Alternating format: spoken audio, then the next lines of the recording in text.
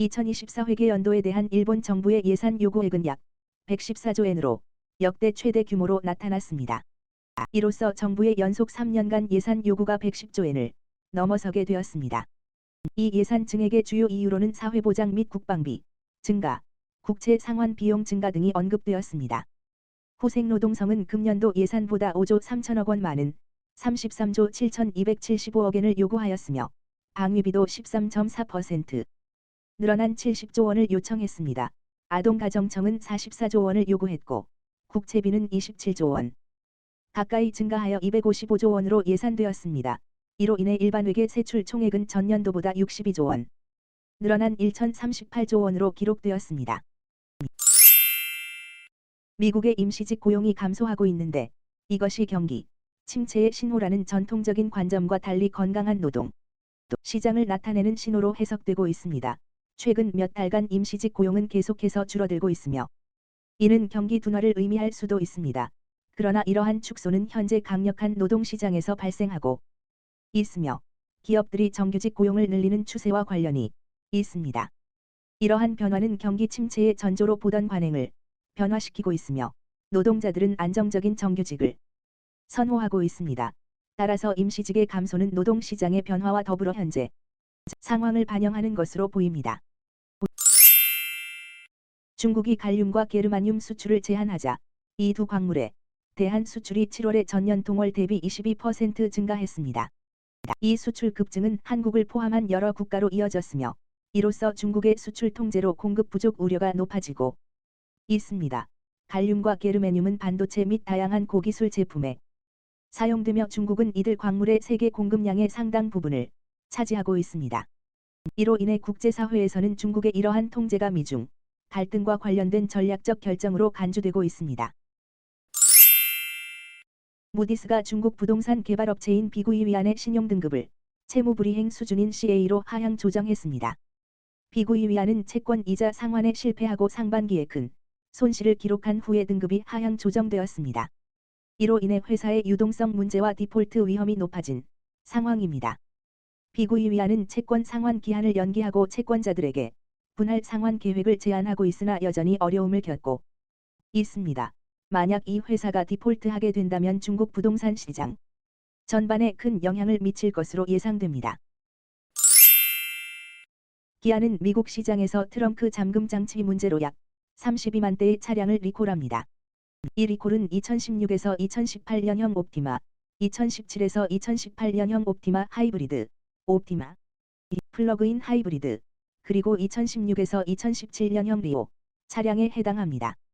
이 문제는 트렁크 레치, 잠금 장치, 베이스가 갈라져 내부에서 열리지 않을 수 있으며 이로 인해 연당 자동차 안전 규정을 어기고 트렁크 안에 사람이 갇힐 가능성이 있습니다.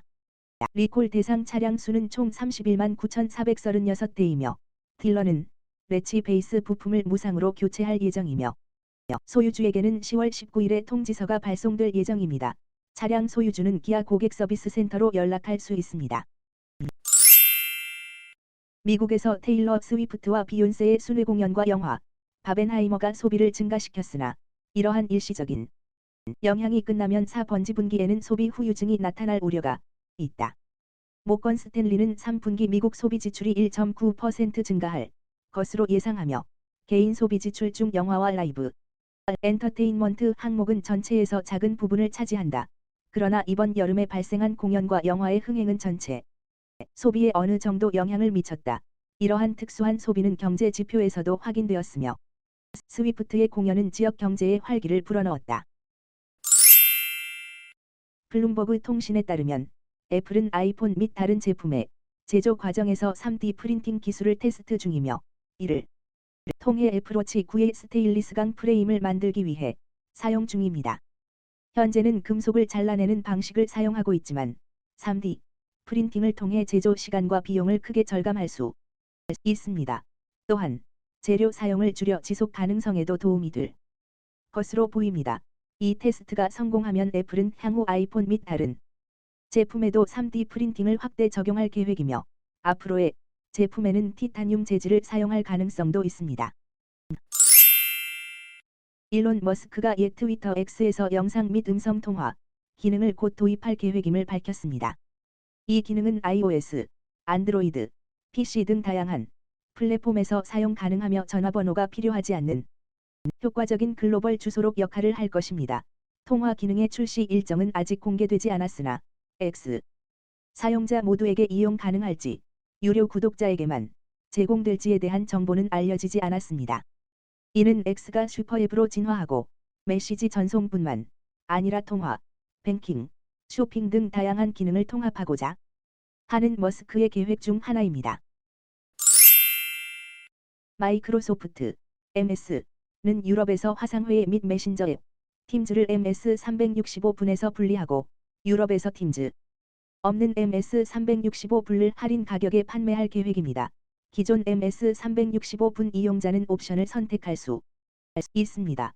유럽연합 EU은 MS의 팀즈 묶음 판매를 조사하고 있으며 MS가 경쟁을 저해하고 팀즈를 강제로 판매하도록 했다는 주장이 있습니다.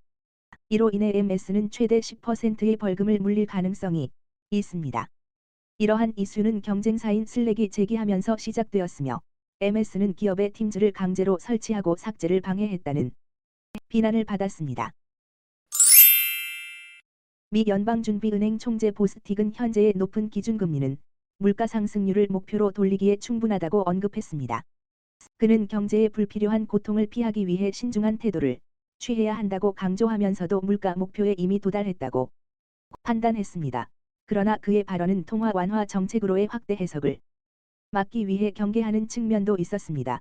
보스틱 총재는 연준 구성원 중 통화 완화를 선호하는 입장으로 알려져 있으며 현재의 통화 정책이 경제와 물가에 미치는 영향을 지켜보아야 한다는 의미로 받아들여집니다.